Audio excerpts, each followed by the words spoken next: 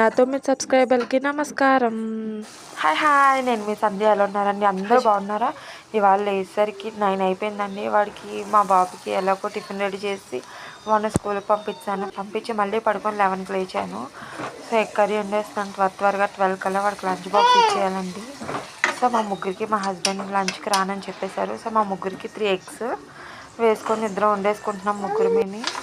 So ఈలోపు మా పాప అన్నది స్నాక్స్ కావాలంటుందండి, అది కావాలి ఇది కావాలని. సో నేను ఈ గవ్వలు అనేది ఫ్రై చేసేసాను. పక్కన ఖాళీగా ఉంది కదా, రైస్ పొద్దున్నే వండేసాను. సో గవ్వలు అనేది ఫ్రై చేసేస్తున్నాను దాని స్నాక్స్కి. ఎందుకంటే బద్ధకంగా చిరాగ్గా అనిపిస్తుంది. ఈరోజు ఏమీ చేయాలనిపించట్లేదు. ఎగ్ కర్రీ ఇంకా వాడు లంచ్ బాక్స్ మాత్రం ఏమైనా పెట్టాలి కదండి. ఇంక ఎగ్ కర్రీ వండేస్తున్నాను. గవ్వలని ఫ్రై చేస్తాను, అది పట్టుకొని వెళ్ళిపోతుంది. సో ఎగ్ కర్రీ లాస్ట్కి వచ్చిందండి. చూడండి ఎంత యమ్మీగా ఉందో. రెసిపీ కావాలంటే అడగండి, ఓకేనా?